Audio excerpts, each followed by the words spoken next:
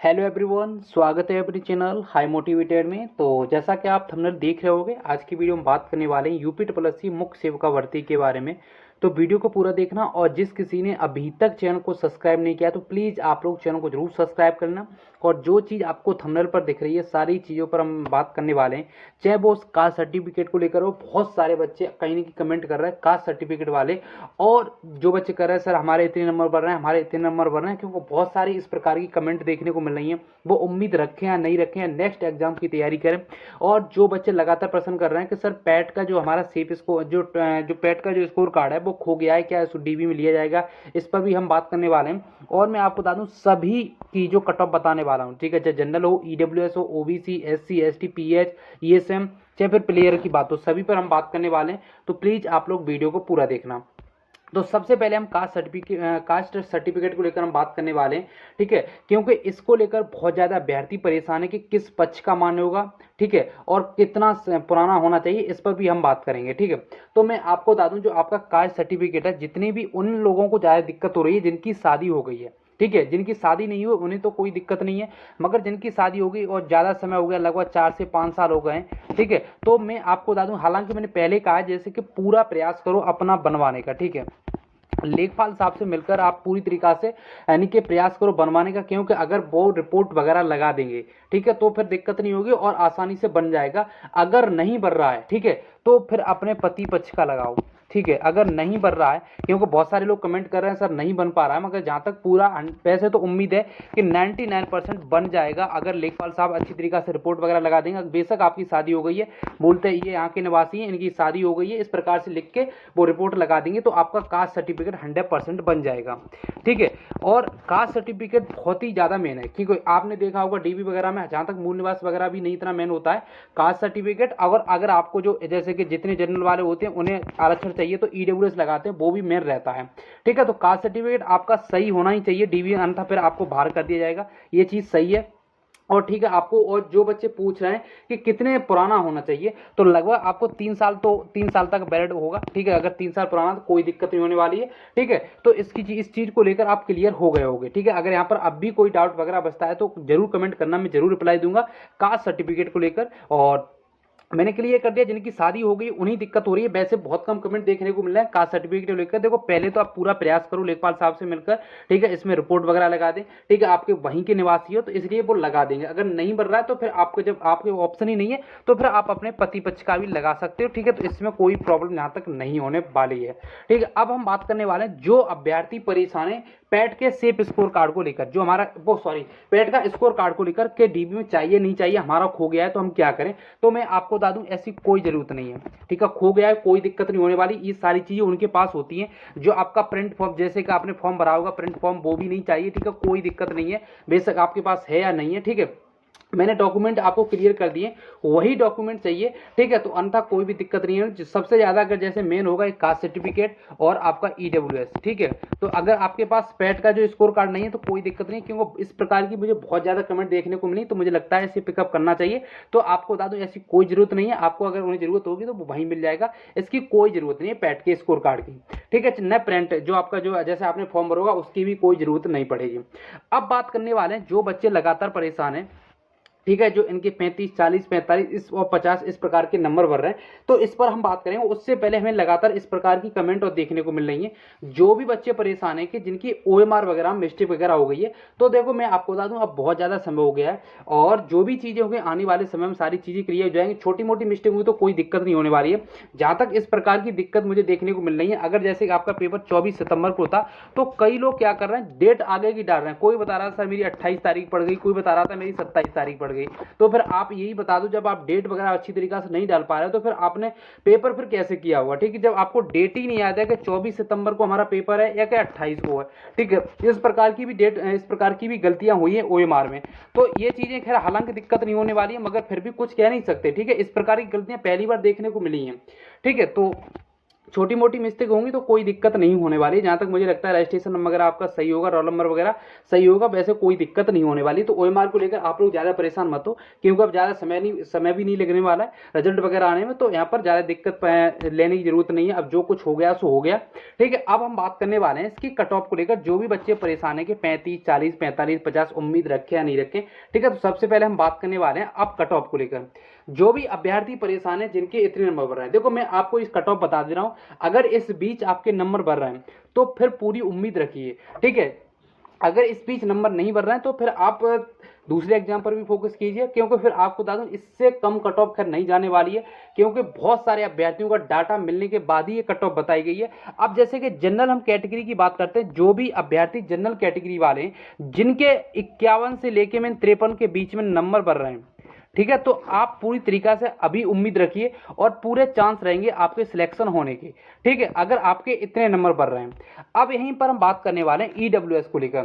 तो ईडब्ल्यूएस की जो कट ऑफ पहले मेरे द्वारा 50 से 51 बताई जा रही थी, तो मैं आपको बता दूं और भी बहुत सारे बच्चों का मुझे डाटा मिला, ठीक है, और मैं बहुत सारे बच्चों से बात भी की, तो मुझे लगता है कि ईडब्ल्यूएस की कट ऑफ इतनी नहीं जाने वाली है। ईडब्ल्यूएस में अगर आपके 48 से 50 के बीच में नंबर बढ़ रहे हैं, ठीक है, 48 के करीब भी नंबर बढ़ रहे हैं, तो पूरी उम्मीद रहेगी। क्योंकि ईडब्ल्यूएस की बात करें तो ईडब्ल्यूएस बैलेट बहुत कम बच्चों के पास है, ठीक है, बैलेट बहुत कम बच्चों के पास है, तो इसलिए बता रहा हूं 48 से 50 के बीच में नंबर बढ़ रहे हैं, तो पूरी उम्मीद रखिए। अब बैलेट की बात करते हैं तो जो 1 अप्रैल से, ठीक है, 1 अप्रैल से लेके आपका जो 24 अगस्त था, ठीक है, 24 अगस्त था, इसके बीच का ही मान किया जाएगा। 1 अप्रैल 2022 से लेके 24 अगस्त 2022 के बीच का ही मान किया जाएगा, ना इसके पहले का ना इसके बाद का, ठीक है। तो ये सारी चीजें, क्योंकि ईडब्ल्यूएस है तो बहुत सारे लोगों के पास, और इस प्रकार की भी कमेंट देखने को मिलती है, सर हमारा ईडब्ल्यूएस तो है, हमने यस नहीं कर पाया और मान्य भी हमने बनवाया भी था, तो फिर मैं आपको बता दूं आपका मान्य नहीं होगा, ठीक है, मान्य नहीं होगा। अगर आपने टिक नहीं किया है फॉर्म भरने में तो फिर आपका मान्य नहीं होगा, फिर आपको जनरल में ही काउंट किया जाएगा, ठीक है। तो जनरल में ही काउंट किया जाएगा अगर आपने फॉर्म में ईडब्ल्यूएस टिक नहीं किया, बेशक आपके पास मान्य हो, आपको मान्य नहीं किया जाएगा। अब हम बात करने वाले 2 कैटेगरी आपकी कट ऑफ की क्लियर होगी। अब हम बात करने वाले हैं ओबीसी को लेकर। जो भी बच्चे ओबीसी में 50 से 52 के बीच में नंबर बढ़ रहे हैं, ठीक है, इतने नंबर बढ़ रहे हैं, तो उम्मीद रखो अगर इससे नीचे नंबर बढ़ रहे हैं, आप सोच रहे हो 40 नंबर पर हो जाए, नहीं होने वाला, सोच रहे हो 45 पर नहीं होने वाला, इतनी भी कम कट ऑफ नहीं जाएगी। अगर आपके इतने नंबर बढ़ रहे हैं तो पूरे चांस रहेंगे, ठीक है। और एक बार यही सारी चीजें आने वाले समय में आपने देखा होगा चीजें क्लियर होंगी, और एक बार रिजल्ट जारी होने, तो रिजल्ट अभी जिन बच्चों के जैसे कि रिवाइज वो सॉरी ऑफिशियली आंसर की आई, जितने मैंने पहले कह रहा था कि नंबर घटेंगे घटे, और एक बार रिजल्ट आने तो लगभग 2 से 3 नंबर का अंतर देखने को मिल जाएगा रिजल्ट आने में, ठीक है। अब हम बात करने वाले हैं एससी की। तो लगभग मैं आपको बता दूं एससी के जितने भी अभ्यर्थी हैं 45 के अराउंड जिनके नंबर बढ़ रहे हैं, तो पूरे चांस रहेंगे एससी के अंदर।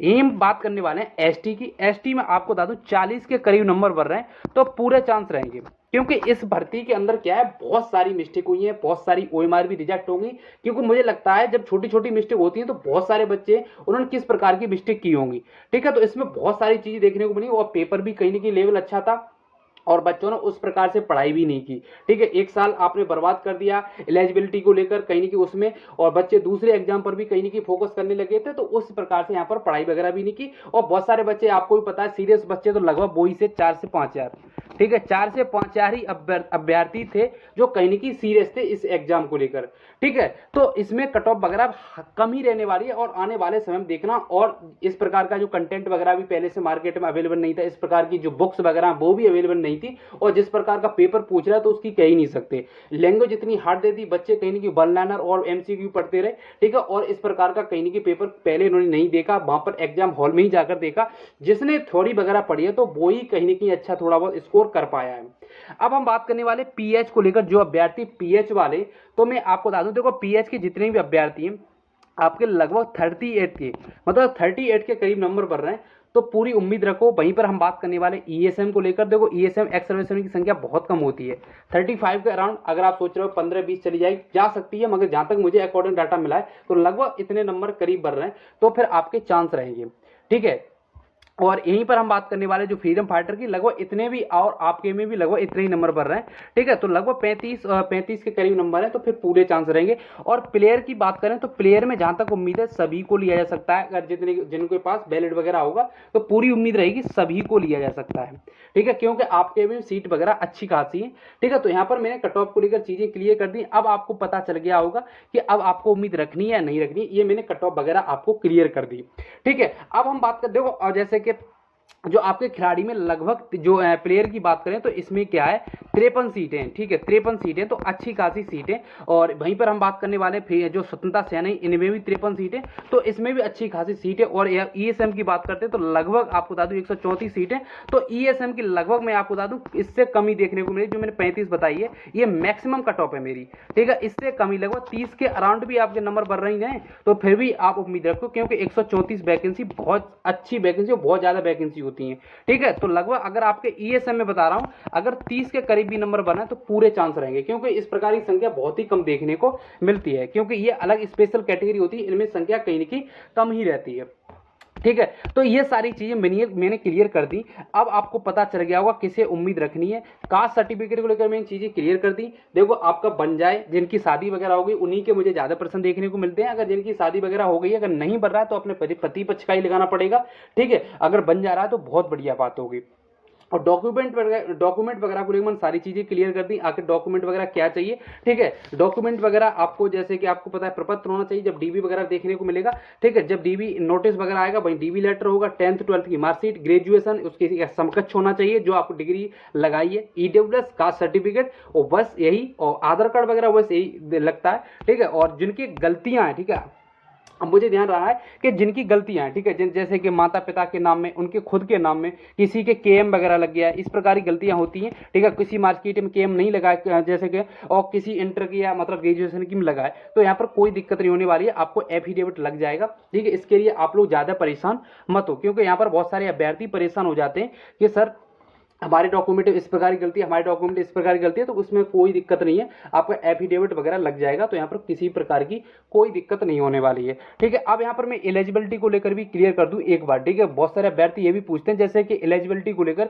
आखिर किसे मान किया जाएगा। देखो, मैं आपको बता दूं, सबसे पहले मैं आपको बता दूं, देखो, बीएससी होम साइंस वाले कहीं की बुरा मान जाते हैं, तो मैं आपको बता दूं बीएससी होम साइंस वाले जितने भी अभ्यर्थी हैं, एक तो आपकी वजह से कहीं ना कहीं पूरा 1 साल बर्बाद हो गया बच्चों का, ठीक है। और आने वाले समय में ऐसा कोई कदम मत उठाना कि भर्ती फिर दोबारा फंस जाए, ठीक है। मैं आपसे यही एक तरीका जेन्युइन बात करता हूं, क्योंकि जो भी बच्चे इसमें जो नंबर लाए वो कहीं ना कहीं मेहनत किया, हालांकि कुछ में आप भी लोग होंगे जो अच्छी तरीका से जिन्होंने मेहनत की होगी, ठीक है। अब यहाँ पर जैसे चाहे आपको डीबी में लिया जाए या नहीं लिया जाए, ठीक है, वैसे आपको बता दूं इसमें क्या है, आपको बीए ही करनी चाहिए, ठीक है। इसमें जैसे कि आपकी ग्रेजुएशन में बीए होनी चाहिए, ठीक है, क्योंकि उसमें लिखा है यानी कि कला वर्ग से, यानी कि आर्ट से पूछा गया है।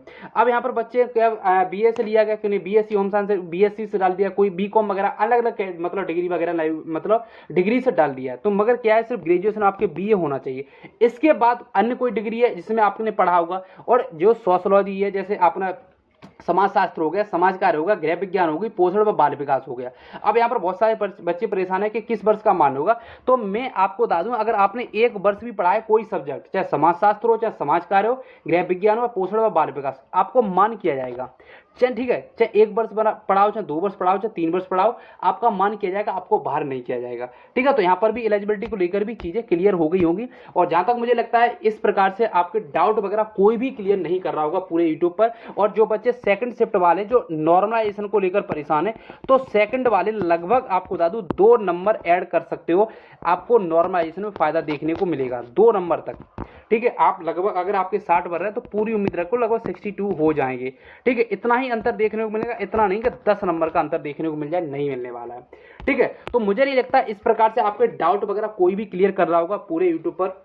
तो प्लीज आप लोग थोड़ा भी सपोर्ट किया करो और वीडियो को थोड़ा शेयर कर दिया करो और चैनल को जरूर सब्सक्राइब कर लो। अगर यहाँ पर कोई भी डाउट रह गया हो, ठीक है, अगर कोई भी डाउट अभी भी रह गया हो तो कमेंट जरूर करना, मैं तुरंत रिप्लाई दूंगा। तो आज की वीडियो में देखते हैं, चैनल को जरूर सब्सक्राइब कर लेना। धन्यवाद।